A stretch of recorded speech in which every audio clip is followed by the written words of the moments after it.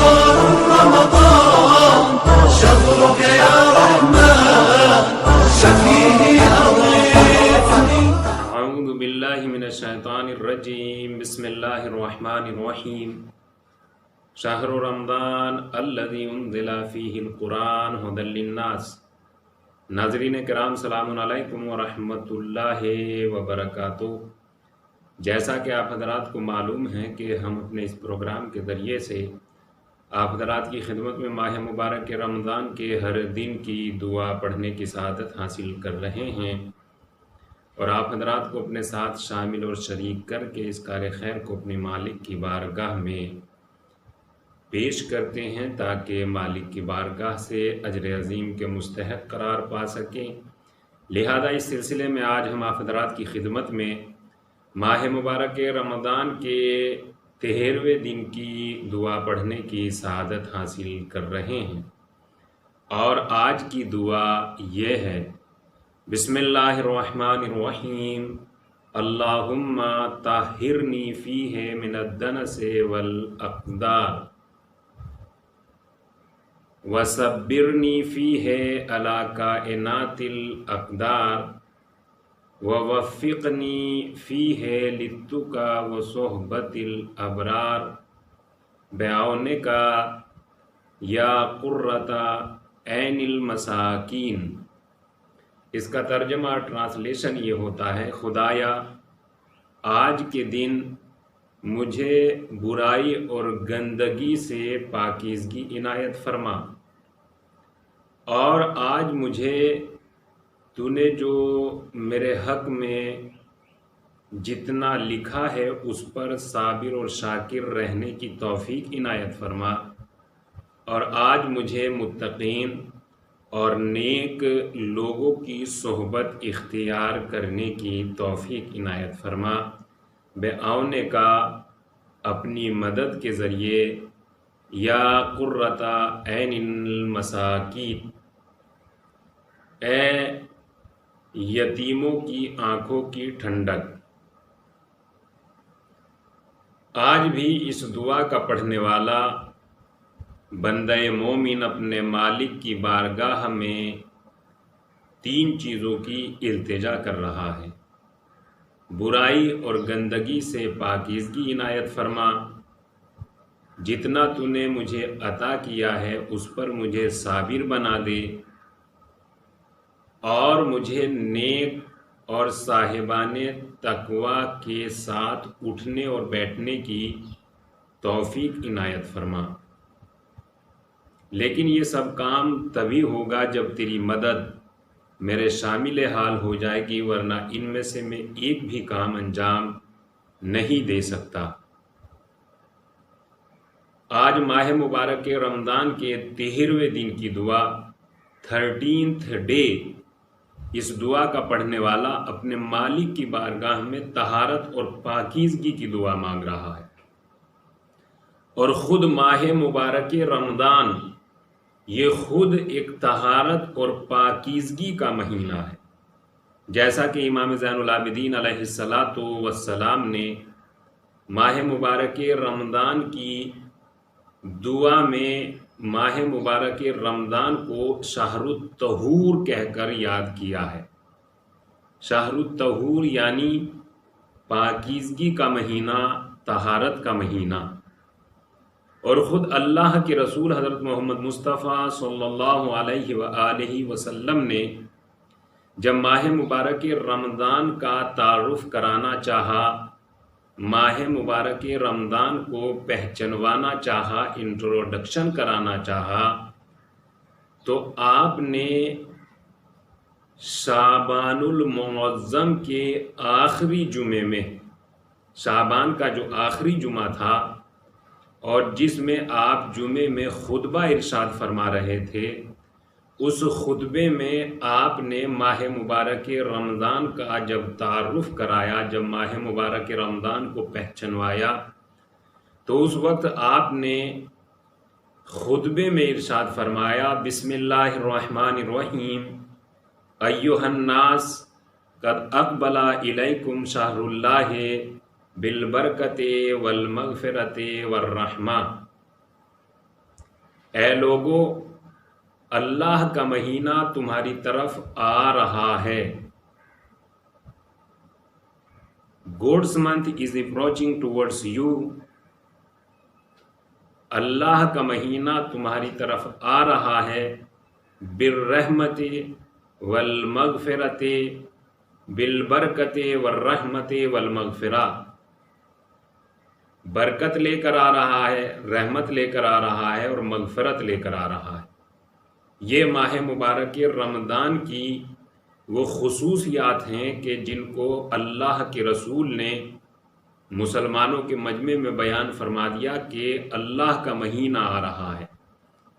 اور اگر ہم اس خطبے کے الفاظ پر غور کریں کہ اللہ کے رسول نے جب ماہ مبارک رمضان کو پہچانوانا اور تعارف کروانا شروع کیا تو یہ ارشاد فرمایا ایھا الناس، یہ نہیں کہا ایھا المسلمون، اے مسلمانوں تمہاری طرف اللہ کا مہینہ آ رہا ہے، بلکہ آپ نے ارشاد فرمایا ایھا الناس قد اقبل الیکم شہر اللہ، تمہاری طرف اللہ کا مہینہ آ رہا ہے. یہ ناس کا لفظ لوگوں کا لفظ بتا رہا ہے کہ ماہ مبارک رمضان جو برکت، رحمت اور مغفرت بن کر آ رہا ہے وہ صرف مسلمانوں کے لیے نہیں ہے بلکہ تمام انسانوں کے لیے رحمت بن کر آ رہا ہے. چونکہ یہ اللہ کا مہینہ ہے، جیسے اللہ تمام انسانوں کا خالق و مالک ہے، ایسی ہی یہ اللہ کا مہینہ بھی تمام انسانوں کے لیے کشادگی، رحمت اور برکت لے کر آ رہا ہے. جو اس میں سے برکت حاصل کر لے، جو جتنی کشادگی اور جتنی برکت اور رحمت حاصل کر لے، وہ اس کی اپنی کوشش اور اپنا مقدر، مگر یہ مہینہ تو سب ہی کے لیے رحمت اور برکت لے کر آ رہا ہے. تو یہ ماہ مبارک رمضان کی جس کی اتنی اہمیت اور اتنی خصوصیت بیان کی گئی ہے کہ اللہ کے رسول جبکہ خطبہ مسلمانوں کے درمیان دے رہے تھے لیکن یہ نوید اور یہ خوشخبری تمام انسانوں کو سنا رہے تھے کہ ماہ مبارک رمضان سب کے لیے رحمت ہے. جیسے خدا سب کا مالک ہے، ایسے ہی یہ اللہ کا مہینہ سب کے لیے رحمت و مغفرت لے کر آ رہا ہے. تو یہ ماہ مبارک رمضان کہ جس کی اتنی خصوصیت ہے اور جسے پاکیزگی اور طہارت کا مہینہ کہا ہی گیا ہے، یہ اپنے دلوں کو پاک کرنے کا مہینہ ہے، یہ روح کی کثافتوں کو دور کرنے کا مہینہ ہے، روح کو طیب و طاہر بنانے کا مہینہ ہے. اس طیب و طاہر، پاک و پاکیزہ مہینے میں آج کی دعا کا پڑھنے والا بندہ مومن اپنے مالک کی بارگاہ میں دعا کر رہا ہے، میرے مالک مجھے آج طہارت اور پاکیزگی عنایت فرما، ہر طرح کی گندگی کو مجھ سے دور فرما. اور اس دعا کی دوسری لائن اگلے جملے میں، نیکسٹ سینٹنس میں دعا کا پڑھنے والا یہ دعا کر رہا ہے وَاصْبِرْنِي فِيهِ عَلَىٰ كَائِنَاتِ الْأَقْدَارِ، میرے مالک مجھے صابر بنا دے، جتنا تو نے میرے مقدر میں لکھا ہے بس اسی مقدر والی چیزوں پر مجھے صابر اور شاکر بنا دے. لفظ صبر کا استعمال ہماری اردو زبان میں بھی ہوتا ہے اور عربی میں بھی لفظ صبر کا استعمال ہوتا ہے. صبر، صابر، صبور یہ سب اسی لفظ سے بنے ہیں. تو یہاں صبر کی دعا مانگ رہا ہے، میرے مالک مجھے صابر بنا دے. صبر کا جو مطلب بیان کیا گیا ہے وہ مطلب یہ ہے کہ شدائد، پریشانیوں میں اپنے آپ کو مایوس اور عاجز نہ سمجھ کر ایک کونے میں اور ایک گوشے میں نہ بیٹھ جانا، بلکہ مصائب اور پریشانیوں کے مقابلے میں ڈٹے رہنے کو صبر کہتے ہیں. صبر کمزوری اور عاجزی کا نام نہیں ہے بلکہ صبر شجاعت اور بہادری کا نام ہے. اور اس سلسلے میں ہم آپ حضرات کی خدمت میں مولا کائنات حضرت علی ابن ابی طالب علیہ السلام کی ایک حدیث مبارک پیش کر دیتے ہیں، جہاں آپ نے یہ ارشاد فرمایا، العجز آفت والصبر شجاع، عاجزی یہ آفت ہے لیکن صبر یہ شجاعت اور دلیری ہے، چونکہ عاجزی انسان کو ناکارہ بناتی ہے اور صبر انسان کو حوصلہ عطا کرتا ہے۔ لہذا آج صبر کی دعا مانگی جا رہی ہے، میرے مالک اقدار الہی پر صبر کرنے کی توفیق عنایت فرما۔ علی کائنات الاقدار، یہ لفظ اقدار یہ قدر کی جمع ہے، پلورل آف قدر، قدر کی جمع ہے، اور قدر کو عربی میں کہتے ہیں، عربی میں قدر کو کہتے ہیں قسمت، اور مقدر کے معنی میں استعمال ہوا ہے قدر۔ جیسا کہ پروردگار عالم نے اس رات کو کہ جس رات میں مقدروں کو سنوارا جاتا ہے، اس رات کو قرآن مجید میں لیلۃ القدر کہا گیا ہے۔ لیلۃ القدر یعنی مقدروں کو سنوارنے والی رات، جس رات میں نصیب، قسمت اور مقدروں کو سنوارا جاتا ہے، اس رات کو لیلۃ القدر کہتے ہیں۔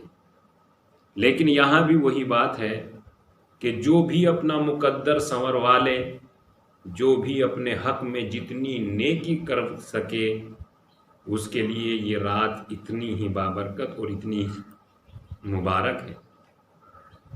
لہذا آج کی دوسری دعا میں، دوسرے جملے میں، دعا کا پڑھنے والا مالک کی بارگاہ میں یہ کہہ رہا ہے، میرے مالک مجھے اقدار الہی پر صابر بنا دے۔ اور آج کی تیسری دعا میں دعا کا پڑھنے والا اپنے مالک کی بارگاہ میں یہ دعا کر رہا ہے، وَوَفِّقْنِي فِيهِ لِلتُّقَىٰ وَصُحْبَةِ الْأَبْرَارِ، میرے مالک آج مجھے صاحبان تقوی اور نیک لوگوں کی صحبت اختیار کرنے کی توفیق عنایت فرما۔ صاحبان تقوی، تقوی کا مطلب اور میننگ ہوتا ہے اپنے آپ کو ان کاموں سے بچانا کہ جن کاموں کے کرنے سے مالک ناراض ہوتا ہو، اس کو تقوی کہتے ہیں۔ یہی وجہ ہے کہ پرہیزگار کو متقی کہتے ہیں۔ لہذا آج کی دعا کا پڑھنے والا مالک کی بارگاہ میں یہی دعا کر رہا ہے، میرے مالک آج مجھے یہ عقل مندی، یہ ہوشیاری اور یہ ذہانت عنایت فرما کہ میں ایسے لوگوں کے ساتھ اٹھ سکوں اور بیٹھ سکوں جو صاحبان تقوی ہیں۔